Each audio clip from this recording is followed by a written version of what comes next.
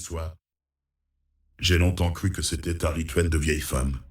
Chaque dimanche matin, avant que la maison se réveille, avant le café, avant la messe, avant que les volets s'ouvrent sur la rue, ma mère Madeleine sortait dans la cour, seule, avec le petit bénitier en céramique qui était suspendu près de la porte d'entrée depuis avant ma naissance.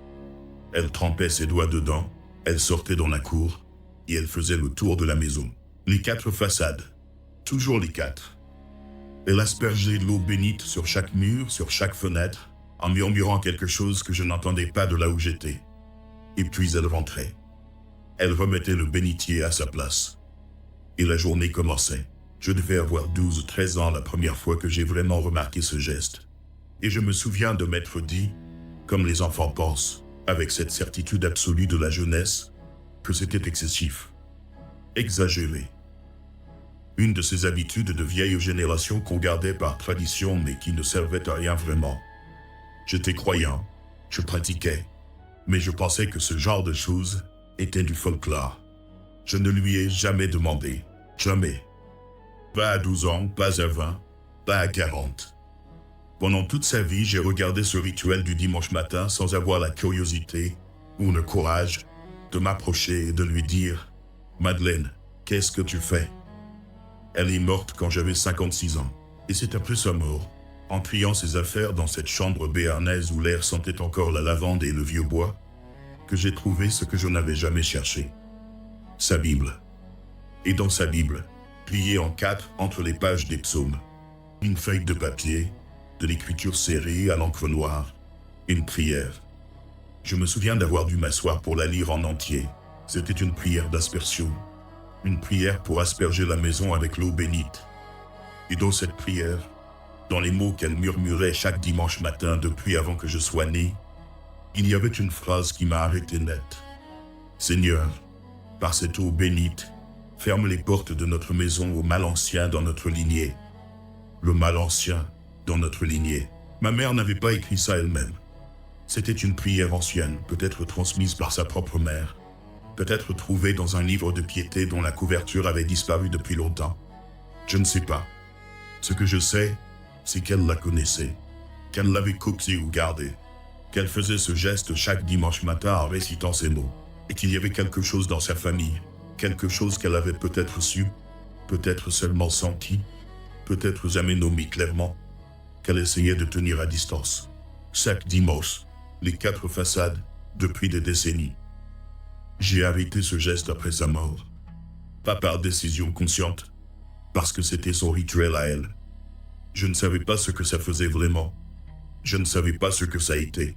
Depuis que j'ai compris ce que je vais te dire ce soir, j'ai recommencé. Laisse-moi te dire quelque chose que tu n'as probablement jamais entendu dans un sermon du dimanche.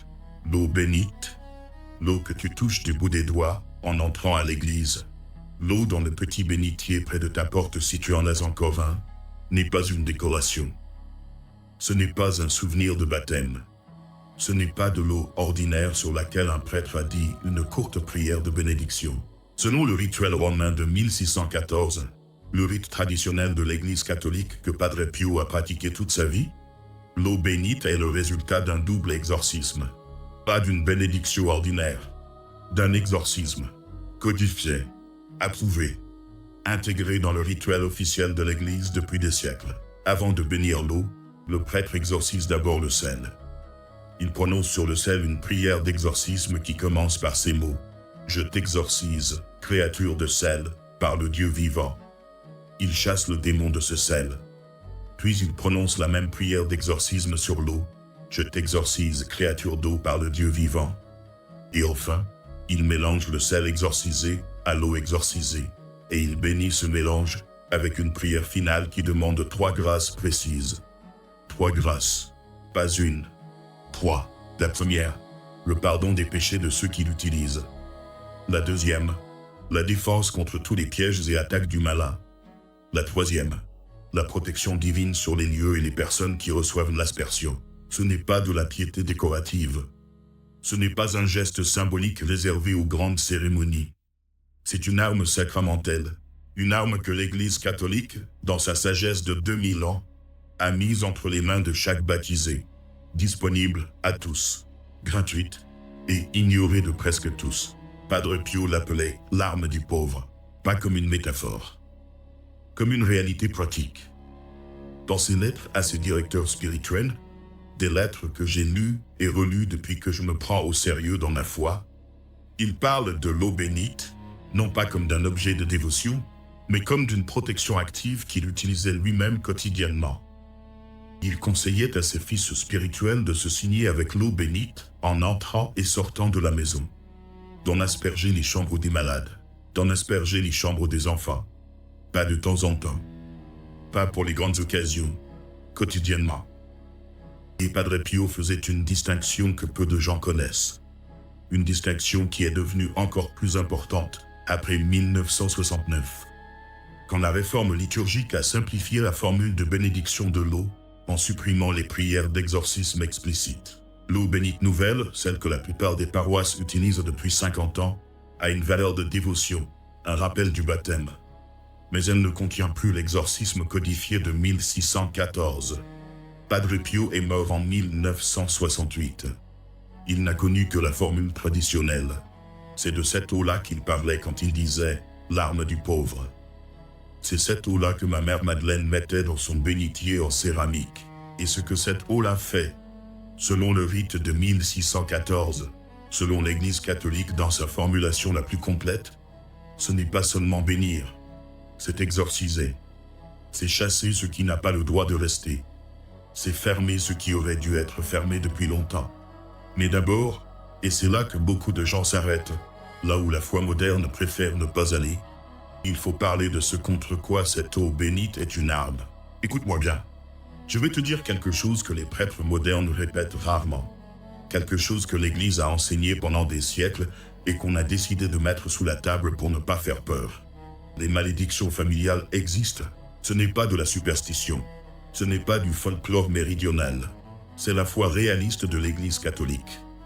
Le catéchisme de l'Église condamne le recours à la divination et à la magie, et en reconnaissant leur condamnation, il reconnaît leur réalité spirituelle. L'Église ne condamne pas ce qui n'existe pas. Ce que la tradition enseigne, ce que Thomas d'Aquin enseignait, ce que le rituel romain présuppose, c'est que certains péchés graves peuvent ouvrir une influence spirituelle négative sur la postérité de celui qui les commet. Pas comme une punition automatique de Dieu, comme une porte que le démon exploite, génération après génération, sous des formes différentes selon les personnes, maladies récurrentes dans la même lignée, problèmes financiers cycliques, enfants qui quittent la foi sans raison apparente, mariages qui se brisent en reproduisant les mêmes schémas que la génération précédente. Une porte, une vraie porte. Padre Pio le savait mieux que quiconque, parce qu'il voyait dans les ânes. Padre Pellegrino Funicelli, son confrère Caputine à San Giovanni Rotondo, l'homme qui dormait dans la cellule voisine de la sienne depuis des décennies, a témoigné au procès de canonisation de ce que Padre Pio faisait au confessionnal, avec les personnes qui venaient lui parler de malchances répétées, de maladies récurrentes, de conflits familiaux inexplicables. Il posait une question précise, pas sur eux, pas sur leur vie actuelle, sur leurs ancêtres. Que s'est-il passé dans votre famille il y a 2 ou 3 générations? Cette question-là, toujours cette question-là, avant de demander quoi que ce soit d'autre. Parce que Padre Pio était convaincu, et ses confrères l'ont transmis comme un enseignement central de sa direction spirituelle, que certains péchés non réparés dans une lignée laissent des portes ouvertes pour des générations. Des pactes faits avec des devins par un arrière-grand-père que tout le monde a oublié.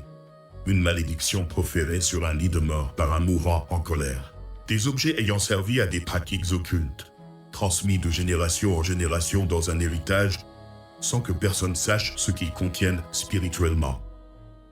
Ces portes ne se ferment pas toutes seules avec le temps. Elles restent ouvertes jusqu'à ce que quelqu'un décide de les fermer. Et l'eau bénite exorcisée, l'eau bénite du rituel romain de 1614, selon Padre Pio, la clé que l'Église a mise entre les mains de chaque baptisé pour fermer ses portes. Il l'a dit, en ces termes. Les vieux dévots de San Giovanni Rotondo transmettent cette phrase depuis des décennies, comme quelque chose qu'ils ont entendu ou qui leur a été rapporté directement par ceux qui avaient fréquenté le confessionnal. Cette malédiction dans votre lignée n'est pas venue de nulle part. Elle a un nom, une date et une porte ouverte. L'eau bénite est la clé qui ferme cette porte, mais vous ne vous en êtes jamais servi. Arrête-toi un instant sur ça. La clé est dans ta maison, dans le bénitier, dans l'eau que tu fais bénir à Pâques et que tu oublies jusqu'à Pâques suivant. L'arme est là, la clé est là, et la porte, elle, reste ouverte. Maintenant, je vais te dire ce qui m'a fait reprendre le bénitier de ma mère. Padre Pio réprimandait sévèrement. Sévèrement, pas doucement, les familles qui gardaient l'eau bénite pour les grandes occasions. Le mariage, l'enterrement, la visite du prêtre, les moments importants où on sort le bénitier du tiroir, où on fait le signe de croix et où on le rose de nouveau pour un an. Il me disait, vous avez une arme dans votre maison et vous la laissez rouiller. Cette phrase, je l'ai lue une première fois, je suis passé à autre chose. Je l'ai relue 3 jours plus tard et quelque chose s'est retourné dans ma poitrine. Il ne parlait pas d'une arme métaphorique sur la foi en général. Il parlait du bénitier. Du petit bénitier en céramique ou en métal accroché à l'entrée de millions de maisons catholiques, rempli d'eau depuis des mois, que personne ne touche vraiment, que les enfants ne savent plus à quoi ça sert, que les parents n'ont jamais expliqué parce qu'ils n'ont jamais su eux-mêmes. Les armes sont faites pour être utilisées, pas pour être exposées sur un mur en attendant que la situation soit suffisamment grave. La situation est grave ce soir. Elle est grave dans ta famille. Elle est grave dans les familles catholiques qui ignorent ce qu'elles portent dans leur héritage de lignée, les péchés non réparés de leurs grands-parents, les colères des mourants, les objets qui ont circulé et qu'on a gardés par sentiment sans savoir ce qu'on gardait vraiment. Et la clé pour fermer ces portes-là, la clé que Padre Pio désignait à ses pénitents avec la précision d'un médecin qui prescrit un remède qu'il a vu fonctionner 100 fois, c'est l'eau bénite. L'eau bénite exorcisée, utilisée intentionnellement, régulièrement dans la conscience de ce qu'on fait. Pas comme un souvenir de première communion, comme une arme. Laisse-moi maintenant te parler précisément de ce que cette arme brise. Il y a 3 formes principales de ce que la tradition des dévots de San Giovanni appelle une porte ancestrale ouverte. 3 formes que Padre Pio identifiait au confessionnal, que ses confrères ont transmises dans leurs témoignages, et que l'eau bénite exorcisée est précisément conçue pour combattre. La première forme, les péchés de divination des ancêtres, c'est la porte la plus courante. Et c'est souvent celle dont personne ne sait rien parce que ça s'est passé il y a 2 ou 3 générations, que tout le monde est mort depuis longtemps, et que plus personne dans la famille ne parle de ça. Un arrière-grand-père qui allait consulter un guérisseur dans les années 1920 ou 30. Une grand-mère qui avait recours au tarot pour rire, mais régulièrement, à chaque décision importante de sa vie. Un membre de la famille qui avait fait appel à un marabout après un deuil ou une perte d'emploi. Un acte de sorcellerie demandé pour nuire à un voisin ou récupérer un amour perdu. Ces péchés-là, même faits pour rire, même faits par ignorance, même faits par quelqu'un de sinon pieux et pratiquant, ouvrent une porte dans la lignée. Le démon s'y engouffre non pas comme une punition divine, mais parce qu'on lui a ouvert un accès légal. Un accès qu'il exploite de génération en génération, sous des formes différentes selon les personnes. Maladies récurrentes dans la même lignée, problèmes financiers qui reviennent cycliquement, enfants qui quittent la foi sans raison apparente, mariages qui se brisent en suivant les mêmes schémas que ceux de la génération précédente. Padre Pio posait la question précise aux familles qui venaient le voir pour ces choses-là. Votre grand-père ou votre arrière-grand-père a-t-il eu des pratiques occultes? Et souvent, en cherchant bien, la famille trouvait quelque chose. Quelque chose que tout le monde avait préféré oublier ou délibérément enterrer. L'eau bénite exorcisée, aspergée sur les seuils de la maison avec l'intention explicite de fermer les accès ouverts par les péchés de divination des ancêtres, est le premier remède que Padre Pio recommandait. Pas seul, avec la confession et avec la prière de pardon pour les ancêtres. Mais l'aspersion de l'eau bénite était toujours là, toujours. La deuxième forme est plus difficile à entendre, parce qu'elle touche des gens qu'on aimait, les malédictions proférées par un mourant dans la colère. Il y a dans la tradition catholique, une tradition que l'Église n'a jamais condamnée parce qu'elle reconnaît la réalité de cette force-là, une conscience très ancienne que les paroles d'un mourant portent un poids particulier. Les paroles d'amour d'un mourant peuvent bénir une famille pour des générations. et les paroles de haine ou de malédiction d'un mourant peuvent l'obscurcir pour des générations.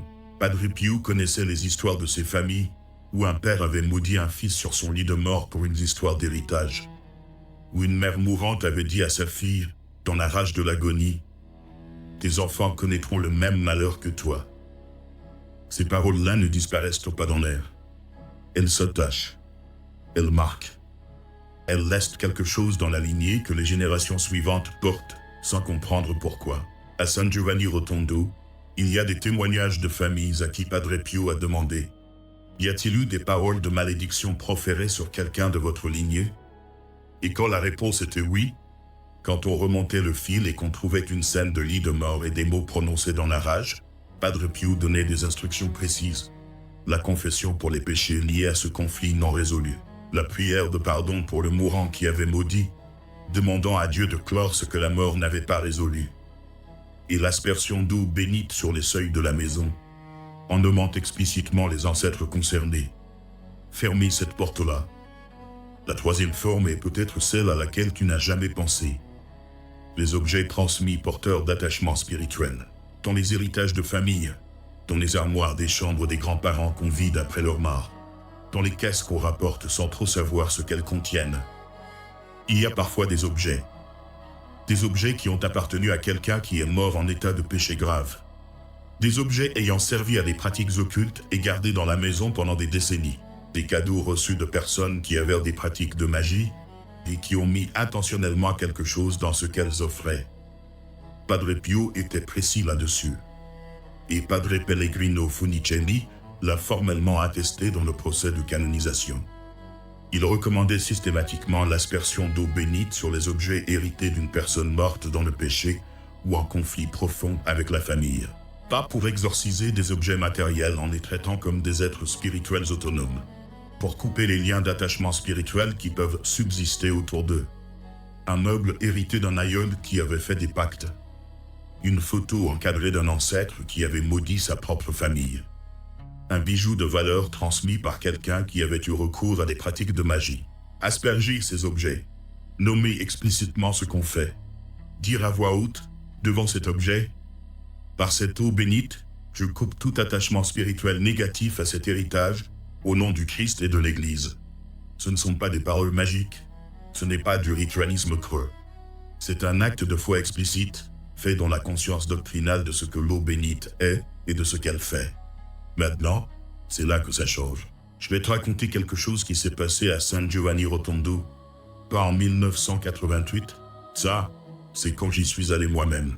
Ce que je vais te raconter est antérieur à mon voyage. C'est une histoire que les vieux dévots qui m'ont parlé là-bas m'ont transmise comme une chose précieuse. Le genre d'histoire qui se garde dans les familles, qui se raconte à voix basse, qui ne finit pas dans les livres parce qu'elle est trop intime, trop réelle pour devenir de la littérature pieuse. Il y avait un homme que j'appellerais Pietro, un habitant de San Giovanni Rotondo, pas un pèlerin de passage, un homme du village, un agriculteur. Sa femme, Teresa. Ils avaient un fils, la trentaine, qui avait une fiancée, qui voulait se marier, mais qui refusait catégoriquement que le mariage se fasse à l'église. Catégoriquement. Sans explication satisfaisante. La fiancée était catholique pratiquante, la famille était catholique pratiquante, et lui, non. Quelque chose s'était brisé dans sa foi. Doucement, progressivement, sans crise visible, sans rupture déclarée. Il ne voulait plus rien savoir de l'église. Pietro et Teresa sont allés voir Padre Pio. Pas pour se plaindre de leur fils, pour savoir si Padre Pio voyait quelque chose qu'eux ne voyaient pas. Padre Pio les a reçus. Et la première chose qu'il leur a demandé, avant de parler du fils, avant de parler du mariage, avant de parler de rien d'autre, c'est cette question qu'il posait toujours. Que s'est-il passé dans votre famille du côté paternel, il y a 2 ou 3 générations? Pietro a réfléchi. Il n'avait pas la réponse immédiatement. Ce n'était pas le genre de question à laquelle on répond sans chercher. Il a cherché. Il a repensé aux histoires que sa mère lui avait racontées quand il était enfant. Des histoires de famille, des histoires de village, des choses qu'on garde dans les familles, comme des questions un peu honteuses, dont on ne parle pas vraiment. Et il s'est souvenu. Son grand-père, le père de son père, avait eu un frère. Un frère avec qui il était en conflit pour une histoire de partage de terre après la mort de leurs parents. Ce conflit avait duré des années. Pas un conflit ouvert, pas de violence, mais une brouille profonde. Une de ces brouilles de famille qui calcifient et qui durcissent et qui finissent par devenir quelque chose d'autre que du simple mécontentement. Et son grand-père, sur son lit de mort, selon ce que sa mère lui avait rapporté, avait prononcé des mots terribles sur son frère. Des mots de malédiction. Des mots qu'une mère catholique avait répétés à son fils en chuchotant, avec une sorte de gêne et de peur mêlée, comme quelque chose qu'on aurait voulu ne jamais savoir. Padre Pio a écouté sans l'interrompre. Et quand Pietro a eu fini de parler, Padre Pio a dit simplement « Voilà la porte. Voilà la porte. Toi, voilà le péché de votre fils. Toi, voilà pourquoi votre fils est rebelle à l'église. Voilà la porte. La porte que le grand-père avait ouverte sur son lit de mort. La porte que le démon utilisait depuis des décennies, qui prenait des formes différentes selon les personnes et les générations. Dans cette famille-là, elle avait pris la forme d'une fissure dans la foi, d'une résistance à l'église, d'un refus de se marier devant Dieu. Fermez-la ce soir, ces mots-là. Padre Pio les a dit à Pietro avec la précision d'un homme qui prescrit un remède qu'il a vu fonctionner. Et il lui a donné des instructions précises. La première, Pietro devait se confesser, pas pour le péché de son grand-père, dont il n'était pas responsable, mais pour tout ce que lui-même n'avait pas confessé et qui pouvait s'ajouter à la porte déjà ouverte. La deuxième, ce soir-là même, Pietro devait prononcer à voix haute une prière de pardon pour son grand-père et pour l'arrière-grand-oncle contre qui il avait maudit. Nommer les deux, demander à Dieu de clore ce conflit que la mort n'avait pas résolu. La troisième, asperger l'eau bénite sur chaque seuil de leur maison, chaque porte, chaque fenêtre, chaque entrée, en demandant explicitement à Dieu de fermer la porte ouverte dans leur lignée. Pas un exorcisme solennel, pas une cérémonie qui dure des heures. Un geste de foi pratique fait ce soir-là, avec intention et avec conscience. Je ne sais pas ce qui s'est passé dans la vie du fils de Pietro dans les mois qui ont suivi. Ce que les vieux de San Giovanni m'ont raconté s'arrêtait là, mais ils m'ont dit que Pietro était revenu voir Padre Pio, et qu'il était revenu pour le remercier. Maintenant je vais être concret. Padre Pio ne laissait jamais les pénitents repartir avec une révélation sans un remède. Ce n'était pas sa conception de la charité spirituelle. Il voyait, il nommait, et il disait « Voilà ce que tu fais, voilà par où tu commences. Je ne suis pas Padre Pio. » Mais ce qu'il transmettait à ceux qui venaient le voir est assez clair pour que je te le donne tel quel. 3 gestes. 3 gestes précis, tirés de ce que Padre Pio recommandait à ses dévots, de ce que les vieux de San Giovanni m'ont transmis, et de ce que ma mère Madeleine pratiquait chaque dimanche matin sans l'avoir lu nulle part, parce qu'elle l'avait reçu de ses ancêtres. Le premier geste, obtenir de l'eau bénite exorcisée, pas l'eau des bénitiers ordinaires de la plupart des paroisses modernes. Cette eau a une valeur de dévotion, mais elle ne contient plus l'exorcisme de 1614. Je te parle de l'eau bénite du rite traditionnel. Tu peux en trouver dans les paroisses ou chapelles qui célèbrent la messe selon le rite traditionnel, ce que certains appellent la messe en latin ou le rite tridentin. Ces paroisses existent en France. Il y en a dans les grandes villes, il y en a dans les petites. Les diocèses ont souvent des célébrations régulières du rite traditionnel. Les fraternités sacerdotales qui se sont spécialisées dans le maintien de ce rite, comme la fraternité Saint-Pierre. Les chapelles gérées par des communautés qui ont gardé l'ancien rituel. Si tu ne sais pas où aller, cherche. Demande à ta paroisse habituelle si elle connaît des messes traditionnelles dans ta région. Ce n'est pas une démarche extrémiste ou marginale. C'est demander à recevoir ce que l'Église catholique bénissait selon son rite le plus ancien et le plus complet pendant des siècles. Et si pour le moment tu ne peux pas te déplacer, si cette eau n'est pas accessible immédiatement, commence avec l'eau bénite ordinaire que tu as, parce que l'intention et l'acte de foi comptent, mais la direction sera d'aller chercher l'eau exorcisée dès que tu pourras. Le deuxième geste, l'aspersion rituelle avec les ancêtres nommés. Prends l'eau bénite. Commence par ta chambre. Asperge chaque seuil, chaque porte, chaque fenêtre de ta maison. Mais en faisant ce geste, ne le fais pas en silence et en pensant à autre chose. Fais-le avec conscience, en prononçant, à voix basse, une intention explicite. Et dans cette intention, mais c'est là le cœur de ce que Padre Pio recommandait, nomme tes ancêtres. Pas tous, pas en remontant à l'infini. mais les 2 ou 3 générations qui précèdent la tienne, tes grands-parents, tes arrière-grands-parents si tu les connais. Et dis en aspergeant chaque seuil, au nom du Christ et par cette eau bénite, je ferme toute porte ouverte dans ma lignée par les péchés non réparés de mes ancêtres. Je demande pardon pour eux. Je les confie à la miséricorde de Dieu. Si tu sais qu'il y a eu quelque chose de précis dans ta famille, une pratique occulte, une malédiction proférée, un conflit non résolu entre mourants, nomme-le, sois précis. L'Église ne demande pas l'héroïsme pour ses gestes. Elle demande la foi et l'intention. Le 3e geste est une prière. Une prière courte que les dévots de San Giovanni Rotondo transmettent comme appartenant à la tradition de Padre Pio. Une prière de fermeture des portes ancestrales. Elle est simple. La voici. Seigneur Jésus-Christ, par la puissance de ta croix et par l'intercession de Padre Pio, je ferme aujourd'hui toute porte ouverte dans ma lignée par des péchés de divination, par des malédictions proférées, par des objets porteurs d'attachements mauvais.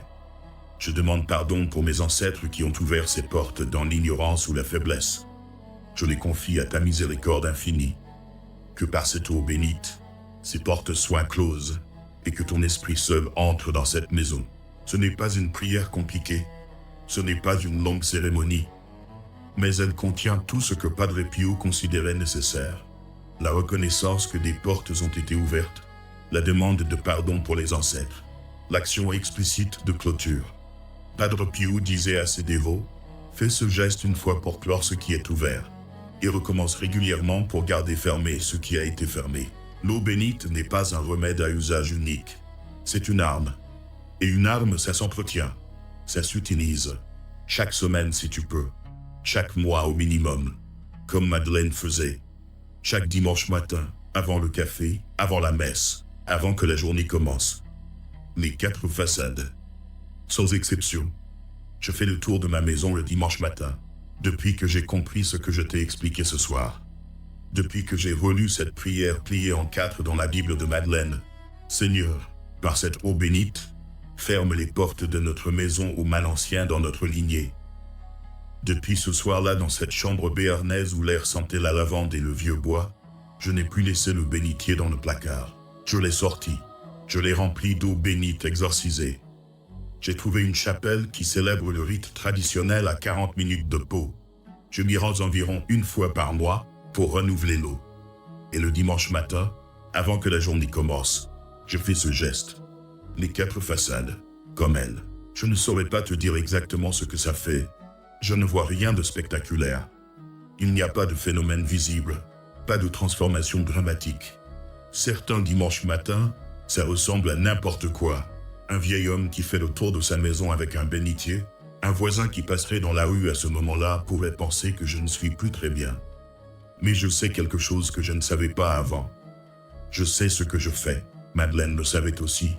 Elle ne l'avait pas lu dans des livres de théologie. Elle ne connaissait pas le rituel romain de 1614. Elle ne savait peut-être pas le mot exorcisme dans son sens technique, mais elle savait que cette eau bénite était une arme. Elle savait que les 4 façades avaient les besoins d'être protégées. Elle savait qu'il y avait quelque chose dans sa lignée, dans notre lignée, qui nécessitait ce geste, chaque dimanche, sans exception. Elle savait ce que Padre Pio savait. Et moi, pendant des décennies, j'ai regardé ce rituel du dimanche matin sans voir. J'ai gardé le bénitier dans un placard pendant les années où j'aurais dû le remplir. J'ai laissé les 4 façades sans leur aspersion hebdomadaire. J'ai laissé la clé rouillée, comme Padre Pio disait des familles qui font ça. La prière de Madeleine pliée en 4 dans sa Bible, cette prière m'attendait. Depuis sa mort, depuis qu'elle avait été pliée là par des mains qui savaient ce qu'elle faisait et qui savaient que quelqu'un, un jour, finirait par chercher. Je n'ai pas toutes les réponses sur ce que Madeleine avait vécu ou su sur notre lignée. Je n'ai pas les réponses à toutes les questions que je n'ai jamais eu le courage de lui poser.